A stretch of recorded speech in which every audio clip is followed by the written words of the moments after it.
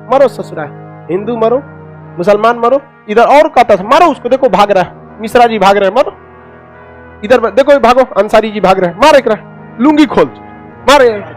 जिस हिंदू को आप मार रहे हैं कल उसके साथ खाना खाते थे, जिन मुसलमानों से आप लड़ रहे हैं याद कीजिए ईद की सवैयां एक साथ खाए थे। आप इन दो कौड़ी के अंग्रेजों के लड़ाने में आप चले आए, हथियार उठा लिए यहाँ पर। जो अंग्रेजों की फौज खड़ी होकर दंगे ना रोक सकी, महात्मा गांधी का एक भाषण ने पूरा दंगे रोक दिया। इसलिए अंग्रेजों ने कहा वन मैन आर्मी है ये। जो विशाल गंगा की तरह अविरल धाराओं के समान भारत की संस्कृति थी, इन संस्कृति को अंग्रेजों ने सुखा दिया। और जब नदियां सूखती हैं तो अपने पीछे न जाने कितने कचड़े, दलदल और बंजर जमीन छोड़ के जाती है। भारत को अंग्रेजों ने वही दलदल और बंजर जमीन कर दिया। जिन्ना को ये समझ में नहीं आया। आप बहुत तकलीफ में हो जाए, आप कहाँ जाते हैं? अपनी माँ के आंचल में, और वहां सुकून मिलता है। पाकिस्तान को भी सुकून मिलेगा, भारत माँ की आंचल में आना ही पड़ेगा। तो मुस्लिम बताइए, वेवेल के द्वारा लाया गया शिमला सम्मेलन सफल हुआ या नहीं हुआ? नहीं हुआ। वेवेला घुसिया के भगा दिया किसको? जिन्ना। जिन्ना को भी याद आया, इतिहास ये भी जानकार था, कहा कि गांधी जी टेबल पे से कूद के भागे थे, हम भी भागते हैं। ये भी कहा अगर 6 सीट मुस्लिम लीग से नहीं आएगा हम भी जाते हैं। वेवेला 2 जूता दिया, भाग छोटा कहीं, यहाँ पे नहीं आते हैं, गांधी बनता है यहाँ पर। और कात में रहो, यहाँ भगा दिया वेवेला किसको? जिन्ना को। जिन्ना घुसिया गया, कहा कि हमारा तो कोई इज्जत नहीं, ढोलक बजा दिया, हम दोनों ओर से पीट रहे हैं। अब जिन्ना ने कहा अब नहीं हो सकता, अब हम अपना सबसे क्रूर रूप दिखाएंगे। और उसने 16 अगस्त 1946 आजादी से ठीक 1 साल पहले इसने कह दिया direct action plan, direct action plan, direct action plan, प्रत्यक्ष कार्रवाई दिवस, प्रत्यक्ष कार्यवाही। कहा कि अब छुप छुप के नहीं होगा, अब खुलेआम होगा। छुप छुप के गया जमाना, अब क्या हो गया? खुलेआम होगा। और क्या होगा? एक बात बताइए, अगर हम कहें कि खुलेआम, तो हम खुलेआम पढ़ा ही सकते हैं। शिक्षक का काम पढ़ाना, ड्राइवर का काम गाड़ी चलाना, बावर्ची का काम खाना बनाना। तो जो अगर कोई बावर्ची कहे कि अब हम छुप के काम नहीं करेंगे, खुलेआम, मतलब वो खाना खुलेआम बनाएगा, यही ना। लॉकडाउन में अगर कोई शिक्षक कहे कि अब छुप छुप के काम नहीं होगा, खुलेआम, मतलब अब वो छुप के नहीं पढ़ाएगा। लॉकडाउन में बहुत सारे टीचर ने खुल छुप के पढ़ाया था, कहा कि आप प्रत्यक्ष पढ़ाएंगे, मतलब खुल के पढ़ाएगा। जिन्ना ने भी कहा अब छुप छुप के नहीं होगा, खुलेआम होगा। तो लोगों ने कहा क्या कराने वाला है? ससुरा पूरे भारत में दंगा करा दिया, पूरे भारत में दंगा करा दिया गया। और गांधी जी न होने का इसका सबसे बड़ा फायदा उठाया। मतलब गांधी जी थे तो दंगा वंगा संभाल लेते थे। कलकत्ता में इसने एक दंगा कराया, नोआखली में। कहां कराया? नोआखली में।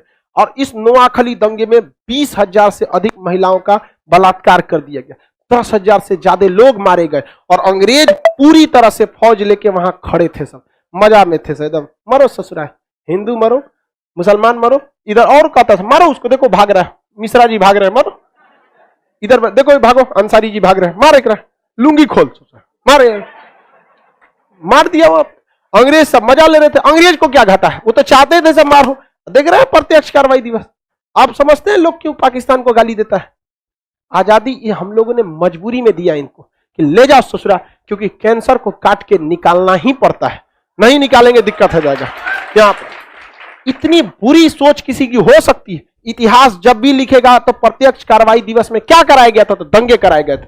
महात्मा गांधी जब ये सुने नोआखली में, तो महात्मा गांधी को रहा नहीं गया। महात्मा गांधी बंगाल में चले गए, नोआखली में, और लोगों को समझाए। हम कुछ दिन जेल में क्या चले गए, आप लोगों ने तो सारी मर्यादा ही पार कर दिया। जिस हिंदू को आप मार रहे हैं कल उसके साथ खाना खाते थे, जिन मुसलमानों से आप लड़ रहे हैं याद कीजिए ईद की सवैयां एक साथ खाए थे। आप इन दो कौड़ी के अंग्रेजों के लड़ाने में आप चले आए, हथियार उठा लिए यहाँ पर। लोगों के आंख से आंसू निकल गए, सारे लोगों ने अपने हथियार महात्मा गांधी के पैरों में डाल दिया। अंग्रेज खड़े देखते रह गए, सोचा ये कौन आदमी है रे यहाँ पर।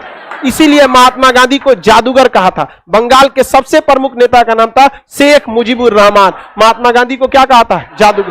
कहा कि इनकी बातों में जादू है। लोगों ने अपने सारे हथियार महात्मा गांधी के चरणों में डाल दिया। जो अंग्रेजों की फौज खड़ी होकर दंगे ना रोक सकी, महात्मा गांधी का एक भाषण ने पूरा दंगे रोक दिया। इसलिए अंग्रेजों ने कहा वन मैन आर्मी है ये, अकेला फौज के बराबर।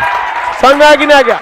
और उसके बावजूद लोग क्या कहते हैं कि महात्मा गांधी ने विभाजन कराया, महात्मा गांधी ने ये कराया। अरे यार तुम घर का इतिहास पढ़ते हो, क्या उस समय देश के नेता सो गए थे?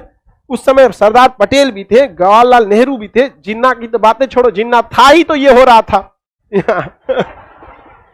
वो क्या रोकने आता इस चीज को? इतना मतलब उसके बाद भी महात्मा गांधी पहुंचे। अंग्रेजों ने उन्हें कहा वन मैन आर्मी, एक और उपाधि दिया, वन मैन बाउंड्री फॉल्ट। अकेला आया, दोनों के बीच में बाउंड्री खींच के चला गया यहां पर। और अंग्रेज जो खड़े होकर देख रहे थे, महात्मा गांधी उस समय बहुत आहत हुए। लेकिन जब विचार विमर्श हुआ तब सारे लोगों ने कहा कि देखिए गांधी जी, कहां कहां आप दंगा शांत कराएंगे। महात्मा गांधी भी उस समय रो दिए। महात्मा गांधी बहुत तकलीफ हुआ।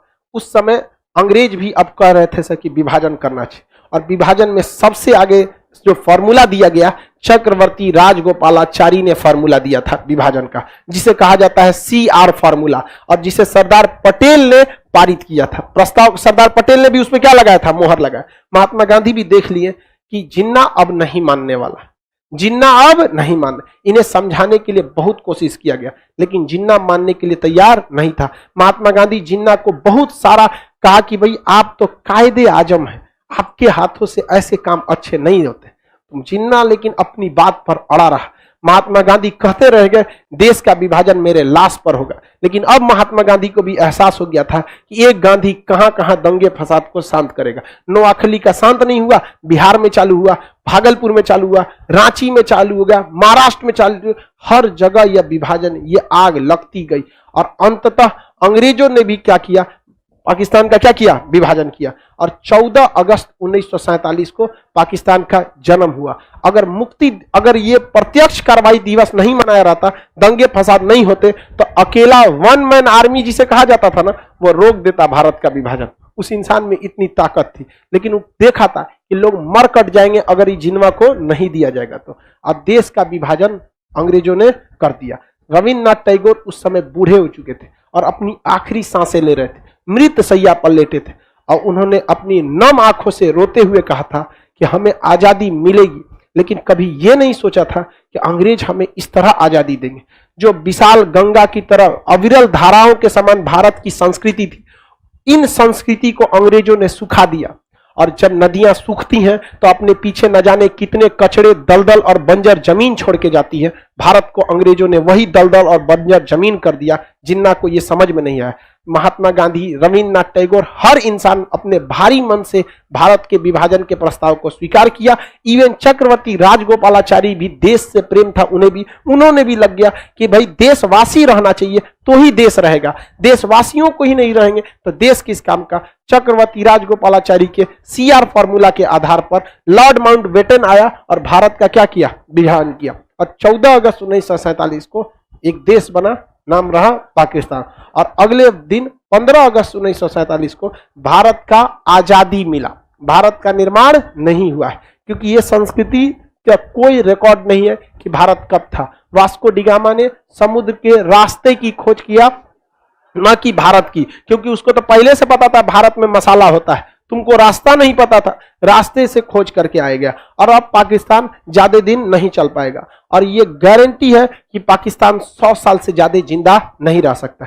जिस दिन वो सालगिरह मनाएगा उस दिन उसका हम लोग विलय दिवस मनाएंगे। अखंड भारत में मिलना ही होगा तुमको 100 साल के अंदर।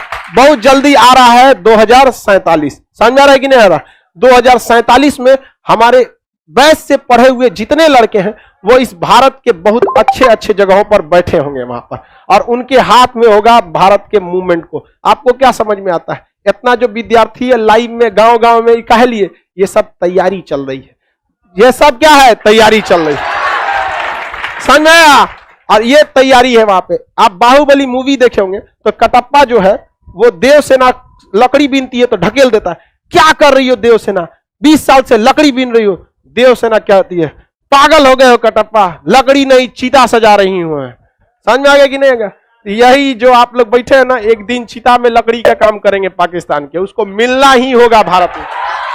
और उस दिन असली श्रद्धांजलि मिलेगी हमारे नोआखली में जो लोग दंगे में शहीद हुए थे, वही उसकी असली श्रद्धांजलि। और पाकिस्तान का एक ही जगह है जहां उसके सारे कर्ज माफ हो सकते हैं। जब दुनिया में सबको तकलीफ हो जाए, आप बहुत तकलीफ में हो जाए, आप कहां जाते हैं? अपनी मां के आंचल में, और वहां सुकून मिलता है। पाकिस्तान को भी सुकून मिलेगा भारत मां की आंचल में।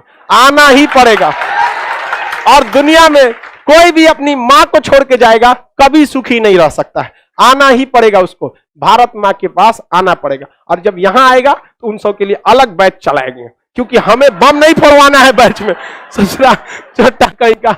उन सब के लिए एक अलग बैच रहेगा। समझ आ गया कि नहीं आ गया? यहाँ पे अलग, आप एक अलग हॉल बनाएंगे, हॉल नंबर पाकिस्तान और वो हॉल बुलेट प्रूफ होगा उसमें बम से बचने के लिए सेंसर लगाए जाएंगे। और वहां क्लास में जाते वक्त आई कार्ड नहीं, मेटल डिटेक्टर लगा होगा कि लड़का कहीं बम लेके तो नहीं आया। धीरे धीरे आने वाले समय लगेगा, लेकिन हम उसे सुधार देंगे। समझ में आ गया कि नहीं आ गया? चलिए आगे का क्लास कल करेंगे लोग।